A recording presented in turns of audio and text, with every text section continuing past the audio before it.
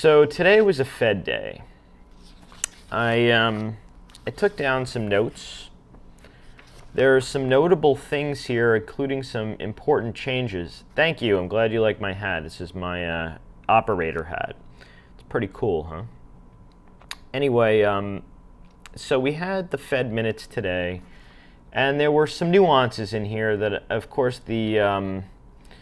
the TV media is very slow on the uptake. They're not exactly the most intelligent people. Of course, I can't fault them because they're journalism majors. They don't take really finance or have much to do with the markets other than calling information after it's already occurred. And when it's real time, I know it can be a little bit hard. It's a little difficult.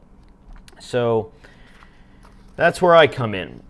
Anyway, the Fed, this is the notes that I took down, so I'll just kind of tick through it and give you my take on it as we go, and maybe a little bit more at the end. So they talked a little bit today about the much dreaded balance sheet reduction, meaning that the Fed would start unwinding its bond position. However, they talked about doing it by capping their roll-off at certain levels. They haven't determined that. I guess the economy's strength or weakness would determine that. And they would do it slowly via their reinvestments. So stop. Let's cover that first because that's a pretty big deal before we get into the rest of it. So what does that mean? It means the Fed has this big balance sheet. They bought up all these bonds, and they want to kind of get out of the position. But rather than selling it all at once, bonds expire. And as the bonds expire, they have been reinvesting the money, which is what I've been calling QE light. And if you've been watching me for a while, I've been saying, why is the Fed raising rates? All they have to do is cut off the reinvestment. Maybe someone finally, for Pete's sake, for F's sake, watched my video and realized that that is the way to do it. So I heard this was music to my ears today. This is what the Fed should be doing. So I'm coining a phrase today, and I'm sure I've already heard the media kind of trying to use it. They're doing their best not to use it, but it's now, I coined the phrase the lower for longer, meaning the Fed would keep interest rates lower for longer. And now I'm updating it a smidgen by calling it slower for longer, meaning they're going to go slowly rolling off the balance sheet, which would be, of course, lower for longer. So it's still lower for longer, but we're going to call it slower for longer now, just to keep it fresh, right? Lower for longer is so last season. I mean, I wrote that article a couple of years ago already. It needs a little bit of a refresh. So if the Fed is going to not sell the bonds and just let the portfolio kind of roll off with not reinvesting, and by the way, they didn't say they're going to completely cut the reinvestment.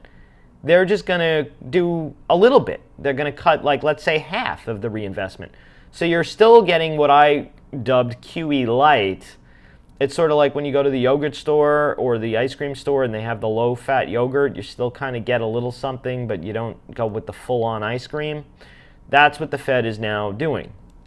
So I perceive that as being kind of dovish light. I mean, it's of course not QE full on, but it isn't exactly cutting reinvestments and selling bonds. So the market, I think, took a second to realize that, and it went up today.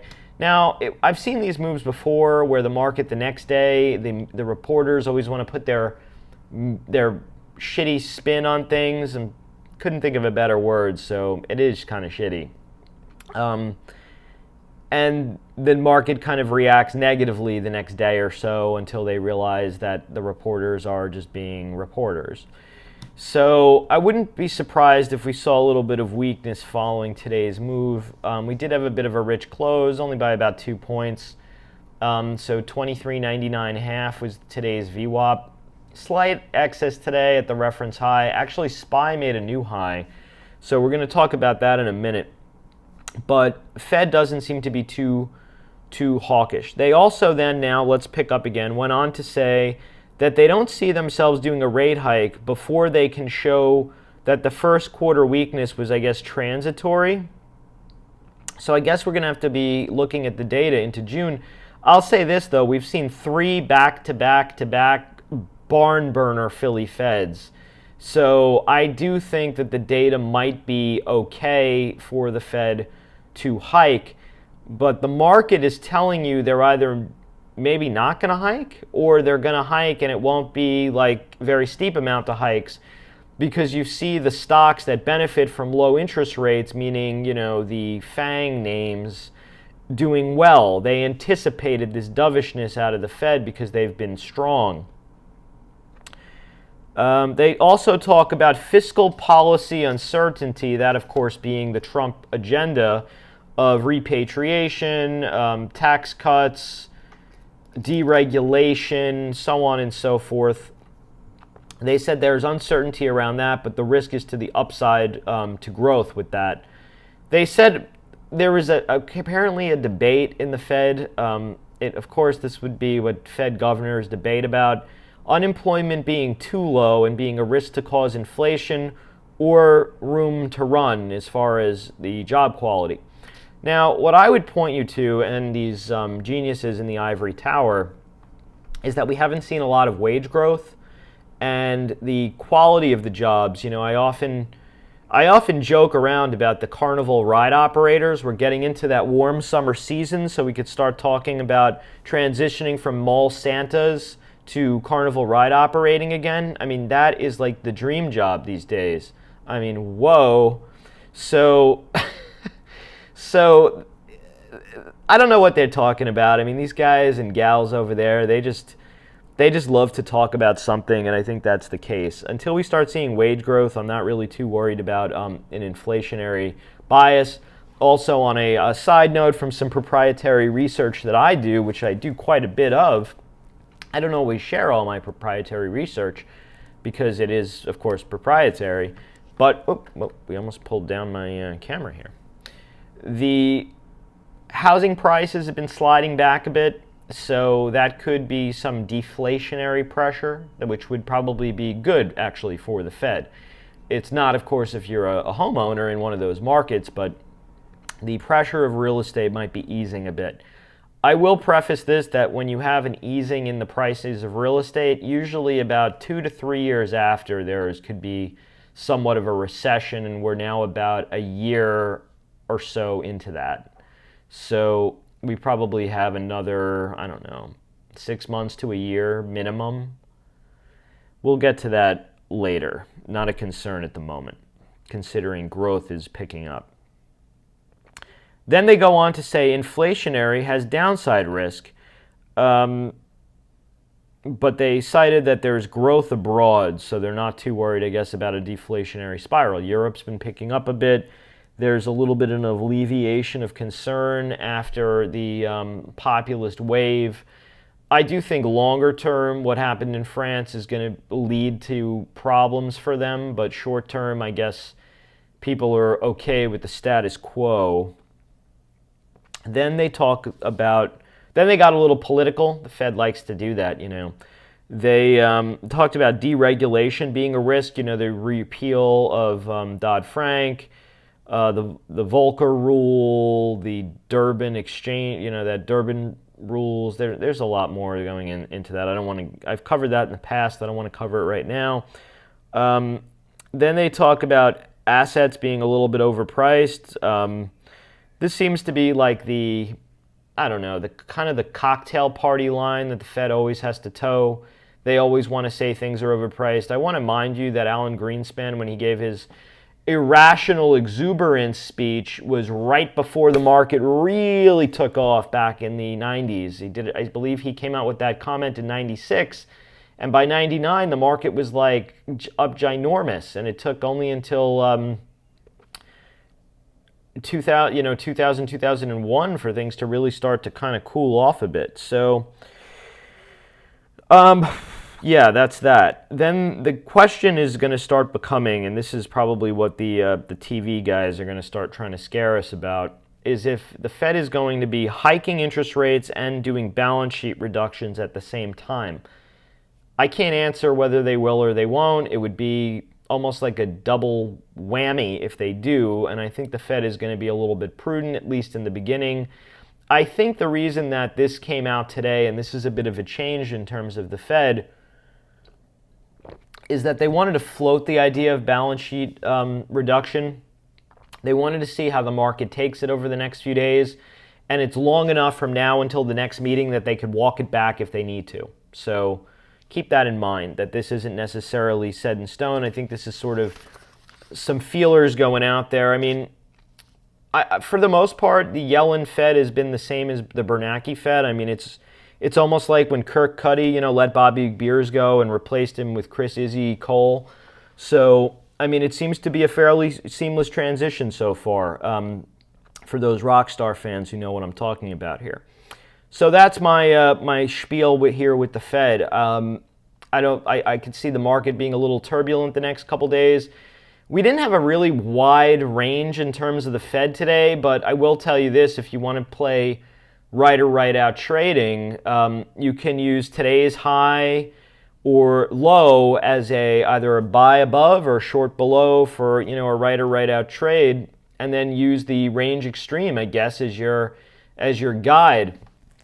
Like I said, the aforementioned, the SPY did make a new high today, and we're kind of above that big hammer from yesterday. So, I mean, things are looking, I guess, okay. If we were to go to the upside, we already got the 1.618 fib down at 234.03.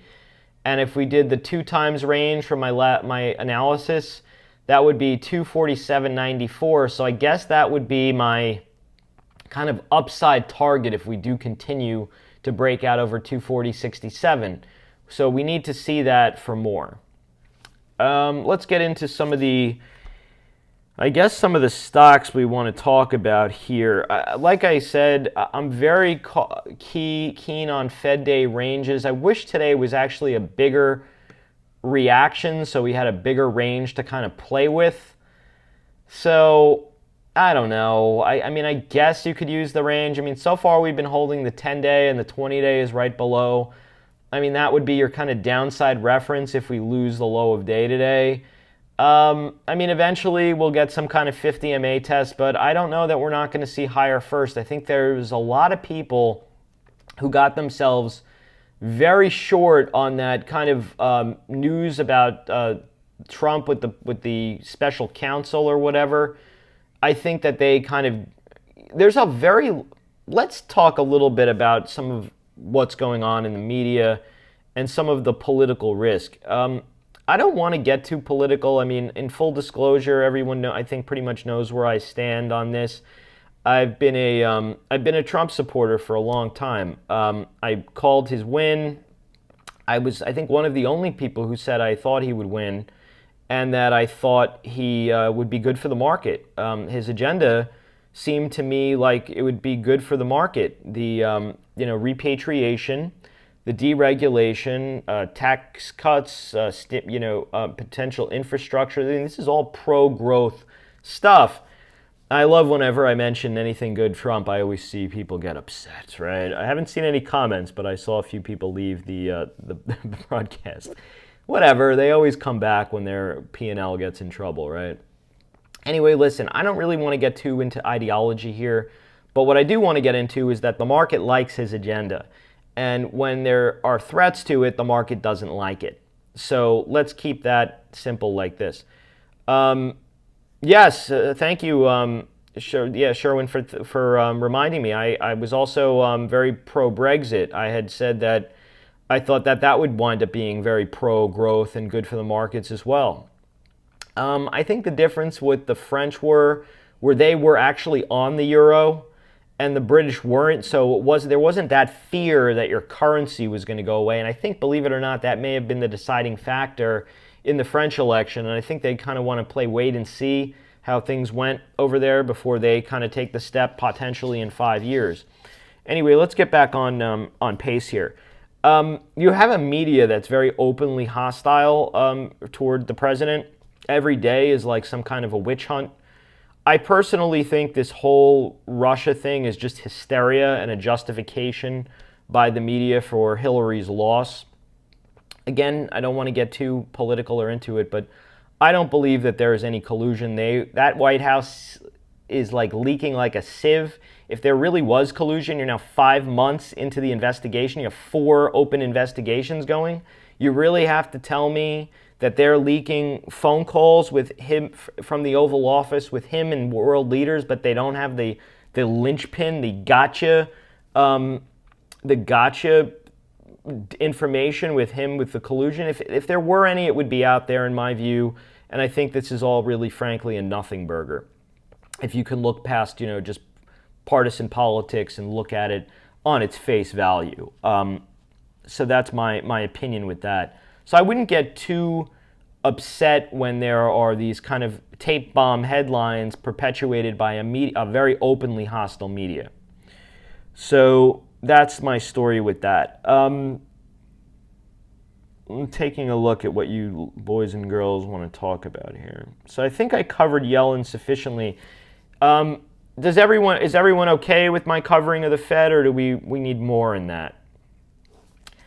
While we're discussing some of the Fed, let's talk about the dollar and the bonds. That's a good segue into that. If you guys want to let me know, if you want to talk more about it, let me know. If I was clear on it, that's good too. Let me know. With regard, all right. So one person thinks we're good. Fine. I'm assuming that we're okay though. The dollar is into getting close to the bottom part of the channel and the 61.8. If you want to use the 5.2 low and the 1.2 peak, I'm good with that. So I do think that the dollar is potentially going lower, but I think we could be due for a bounce here. And I mentioned that in the weekend review video. So keep in mind that I think dollar weakness here could start to get bought. I don't know if it's coincidence or not, but it also seemed to coincide with Bitcoin going parabolic. I've been using this GBTC. I remember when I talked about the 144 breakout going to 186.70 and 213.10. It seems like rank conservatism here. We're up to 419.95. Holy cow. So this is now going parabolic in this sense, and I am expecting a pretty sizable pullback in Bitcoin. I can't say that this can't last another day or two, but this is starting to get a little bit unsustainably strong. And I would be a buyer on dips, but selling here. Just some of the fervor that I've been hearing about it, it seems like we're getting a little bit late in the game. It was up like 40% just today in terms of in GBTC terms. The bonds. So that's great. How did that happen? They've been making some changes in the all right, so I can't see my handiwork except when it's in the daily. Interesting. So the 20 MA is the key. If TLT can stay over the 20 MA, there's a 20 and 50 MA confluence. That area, I think you could play BTD in by the dips or short out of the money puts. As long as it kind of holds there, it can levitate higher. I think the 200 MA and the channel high could be some resistance. So we're now seeing higher lows in TLT. We still yet to see a higher high, which would mean clearing 124.98. And then there's a downtrend. I think your kind of max upside is probably the gap fill up to like 130.09. Also the measured move of this recent up leg would really be almost up to there. So that's sort of like your upside risk. Oddly, what I think would work well in TLT is selling strangles, meaning selling upside calls and selling out of the money puts. So you kind of are betting that it's going to stay in a range. That could be a little bit iffy at the moment. If you're going to do that, I might wait a little bit closer until the Fed decision. That would be the ideal time to do it. Commodities have been kind of iffy lately. The oil trade has been very interesting to me.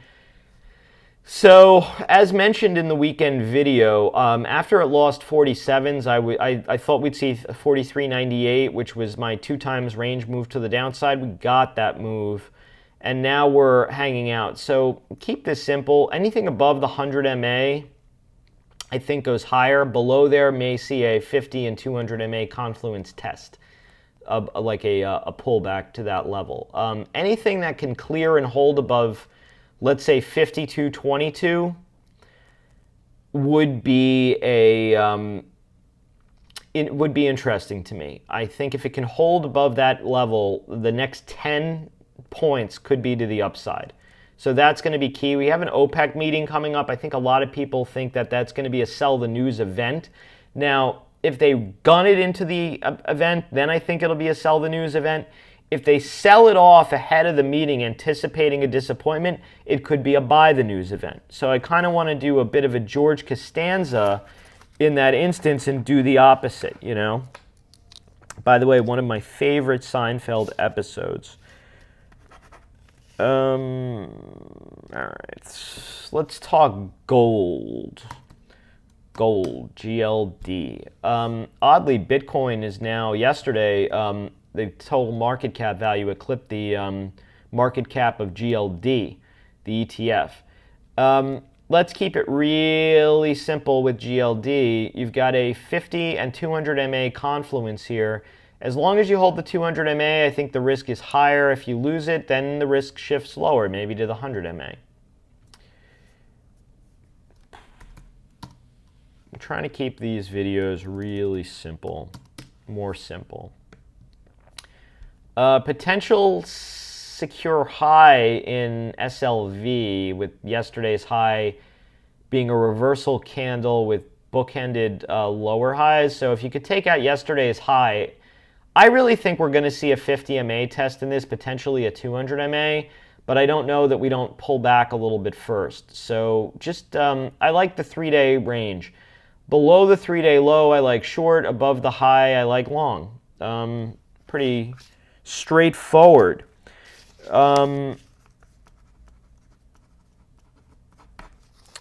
Letter X. I covered that in the weekend video. Today was looking better earlier, but it wound up closing sort of weakish. I do have a short puts play on.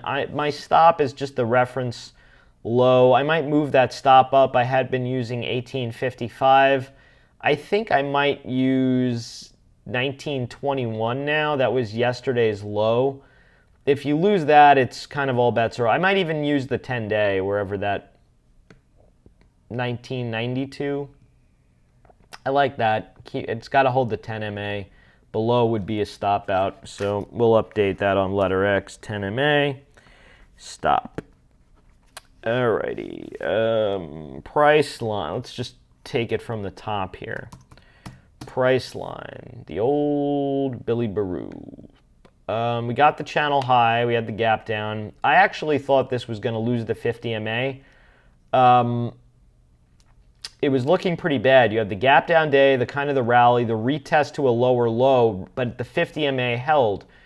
And now you're made a higher high above the 20 MA. So price line looks like it might want to rally to try to fill the gap. I think you could probably sell some out of the money puttage in this. I would like to see this. I'll say this: if you can hold above 1835.22, it'll go higher. I think you could use today's low of day as a stop if you're playing it. If you want to sell out of the money puts and give yourself some lower delta, I'm fine with that as long as the 50 MA holds. If you lose the 50, it is a get the F out of town, out of Dodge, in my view. Listen, I've been very clear on Netflix. I keep getting asked, when is Netflix going to participate? Netflix already participated, people. I mean, why can't I type this in? Typing in every other symbol except Netflix. We're pretty close. I mean, I think it could go higher. I think 164 to 168 is the kind of the limited upside here. So I'd be bailing on this on rallies and looking to buy it lower. But it could be maybe a little bit lower. Summer usually isn't so great for Netflix. Just keep that in mind.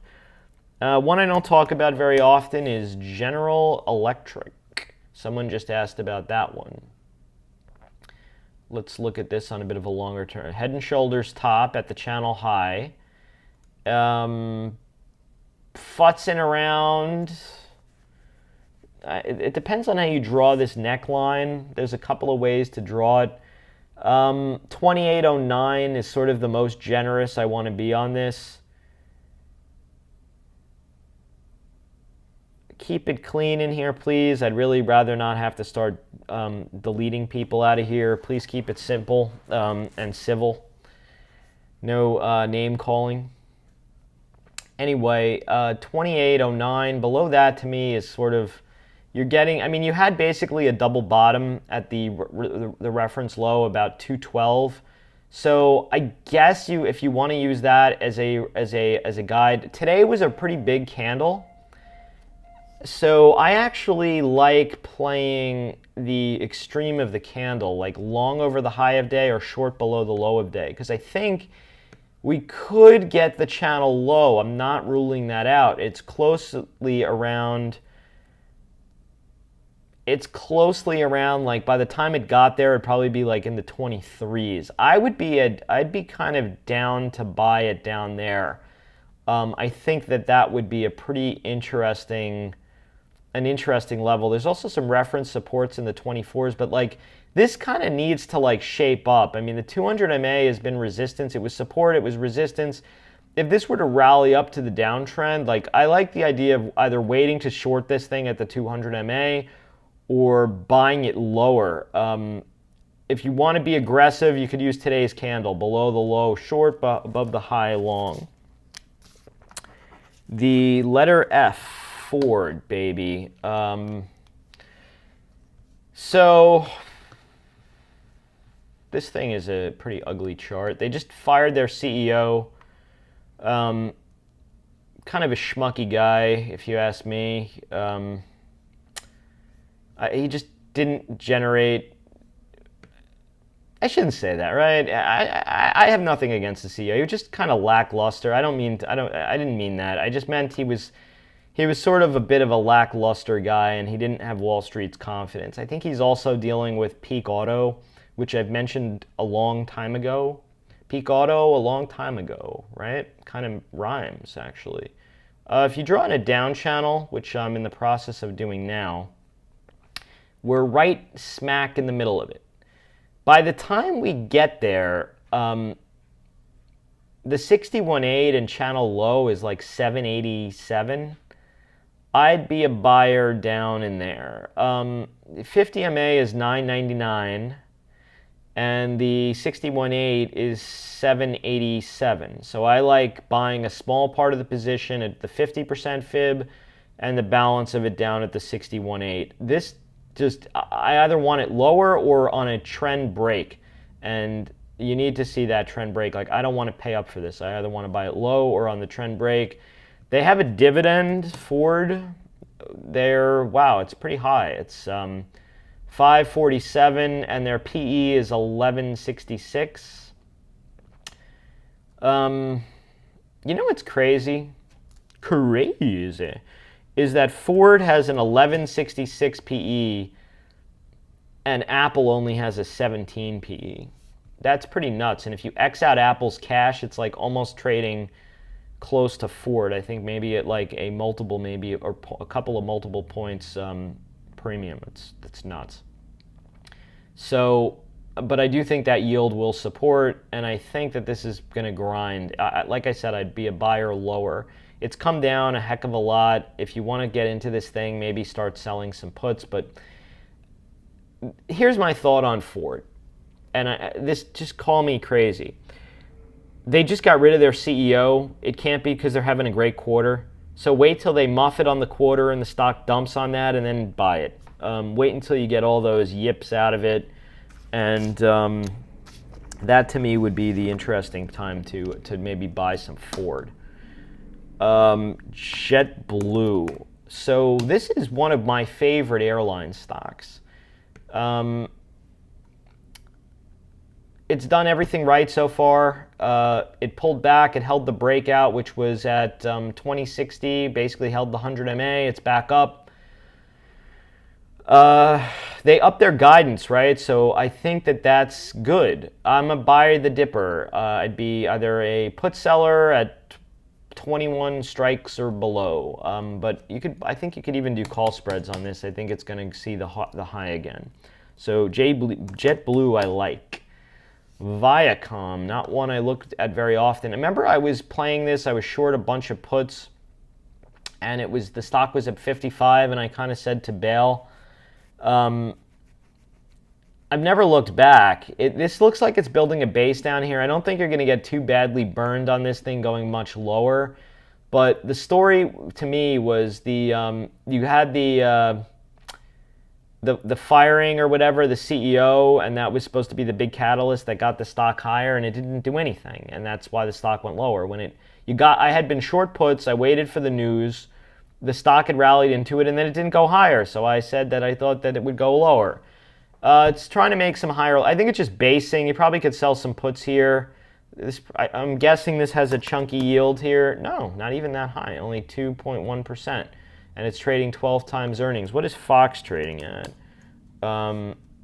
Fox, yeah, they're trading at 16 times earnings. So, which is coming down too, by the way. Firing O'Reilly and all this stuff. I mean, not smart. Yeah, I guess I think you could probably sell some puts on Viacom. I don't think you're going to get killed. That's my guess. It's come down enough, and it looks like it's trying to build a base. Waste Management, that's a GDP play. It's interesting that it's been coming down and making lower highs. That could be an interesting harbinger of bad news. You did have a minor topping tail excess high. It really hasn't lost the range low. I think if this came down to the 200 MA, which is the range low, you can buy it there for a bounce. So maybe do some back spreads, meaning buy like some puts and then sell 2 times out of the money. I think there will be a bounce at the 200 MA if it does get that low. Wynn is the only casino stock that I really like. You had a look above range that failed on 516, and then 523 we had a lower high. Just wait for it to clear. I think you could be a long above 127s. And maybe targeting 149s. This has a trend a heck of a lot lower. If it were to do it tomorrow, which it won't, it's like 104. So I'm just waiting for this thing to maybe, like if this were to pull back to like 109, I'd probably sell some puts. You have a 50 MA below there, 100 MA. I think this is just playing a little catch up with the moving averages. So I either want it, like I said, either higher, above, if it could clear 127.58, I'd be a long, or I like it lower, maybe closer to the 100 MA. That's my ruling on Wynn. Alibaba, China has been on fire, yo. Got close to the channel high. I said I like booking profits in 124s. I still do. You've had multiple opportunities to do that. I would be a buyer on a dip to the 50 MA if there was like some weakness in this, because I do think the upside might be a little limited. It's moved a lot. I'd let this cool its heels for a while and chop sideways for a while so that the channel could build out so there's more upside room. If you're already long, it stopped today on the 100 MA. You have a gap fill roughly 121.27. The 20 MA is 119.63. Any one of these you could use as a stop if you're already long. I'd probably, if I had shares, I'm not long. I'm no longer in anything in this stock right now. I bailed on the whole position in the 124s. I would be selling upside calls probably, as at the very least a hedge. Did they report yet? They didn't, right? Oh no, they did. They did. It was a miss, right? So yeah, that's right. The stock went down, then it came up higher. This is going to just chop for a while. I think Bob is just going to be dead money for a little bit. It's got some chop time to go through. Lumber liquidators. Holy crap, I didn't realize this thing came back up so much. It's getting close to the gap fill in the 30... Where was that? 33s? So I think the upside here is a little bit limited. I'd be a buyer, though, down near the 200 MA if this were to have some kind of a summer drastic pullback. This is a classic rounded bottom, by the way, so the worst in this name is probably over. What was that guy who was short this? Whitney Tilson, I think. He was also the guy who was short Netflix on the initial run all the way up, covered at the top, and then the stock got poleaxed down to 60. So I wonder if he's still short in this with his short thesis. Guy's lucky he doesn't run a funeral parlor. No one would ever die. $20 was the breakout of the kind of the consolidation area. Yeah, I'd be a buyer down there on some type of a pullback. You could even throw a fib on this. I'll do that in the weekend video because now we're getting a little too technical. Boeing.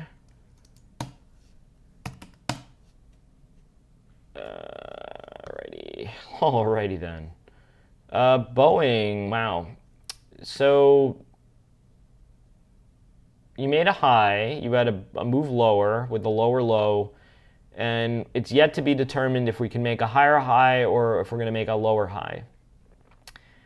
I think Boeing to me looks like it's a bit range bound. As long as it's above 181.93, which is a proprietary level I have, you'll never find that on any chart in my view. As long as you stay above that, I think it's okay. Really, the 50 MA, I wouldn't get too bearish on this as long as it can hold the 50. If it loses the 50, it's a short. Just keep it. Let's leave it at that. And let's end on financials, the fin stocks. So XLF is right up on that bad boy on the 50 MA, which is now downwardly sloping. We've been in a consolidation range with 2285 being the reference low and 2407 or 08 being the reference high. I'll keep it simple. You could sell stop it as in short below the 2285, probably for a move a little bit lower to the 200 MA, which is now caught up significantly. However, if you get above 2408, which is like 2409 plus, you will have negated the kind of tweezer-ish tops and the head and shoulders. That would negate the head and shoulders. If a head and shoulders is negated, you go. This thing will go. And JP Morgan and Goldman Sachs and all these stocks will make new highs in my view. I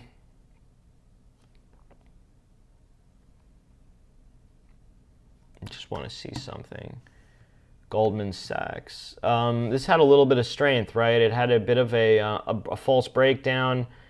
I was kind of hoping for a little bit lower. Remember, we had talked about the gap fill at 211.75 and the channel low being like 205s. Again, all of these need to clear the 50 MA. If they can clear and hold 50 MAs, I'll be bullish. If they don't, then I'm still in caution mode. Yeah, they all look the same. So it's 6 of one, half a dozen of the other. Remember at JP Morgan, I mentioned the tweezers is the keys to the kingdom at 119.13, I'm sorry, 119. Maybe we will be there. 89.13 and 89.05. You could buy stop up over that. If that happens, I think we'll go a lot higher. The ideal scenario would be to like come up to there, go sideways for a bit, and then go. Then I think this thing would really go much higher. It held the channel low and that 83.03 level basically. If you lose that again, I think you will get the right-hand translation lower, potentially to the 78s, and maybe even, dare I say, 76s. So that's the key. Citi. Someone was mentioning Citi. That got boosted. Who was talking that up the other day? Eisman, the guy from The Big Short. I think that's what has kept that going. But yeah, I'd agree. The best chart out of all of the financials right now is definitely Citi. It's Steve Eisman, right? He was the one who picked this one. He also was bullish on Ocwen before that thing had a nosedive. So just keep in mind, just because you get one right doesn't mean you get them all right. I know too much, right? I remember too much. I've just been doing this too long. This looks like a wedge forming up. It looks good. I'd be a buyer of dips in Citi as long as it can hold that 50 and 100 MA confluence. That's it, folks. That's all she wrote for the video today. I think we covered a good amount of stuff. Keep in mind, we have a very narrow Fed day range. And I think if the Fed isn't going to get too hawkish on us, and we start getting some better news out of the Trump agenda, we might start getting going. As far as this video goes, if you came in late or want to rewatch it, it's going to be on my YouTube channel. Leave some comments. If you liked it, please favorite and retweet it on Twitter. Retweets are my favorite, and I appreciate your time, and let's have a great rest of our week. I'll be looking forward to my weekend review video, which will be done on Sunday. I sometimes get it out early, but count on it for at the very latest Sunday. Have a great rest of your week. Oh, Amazon. Yeah, I'm still bullish on Amazon, by the way. Imagine if they did a stock split, you'd get like Qualcomm 2.0 when they did the 4-for-1 split in the 90s. I remember the stock was up 100.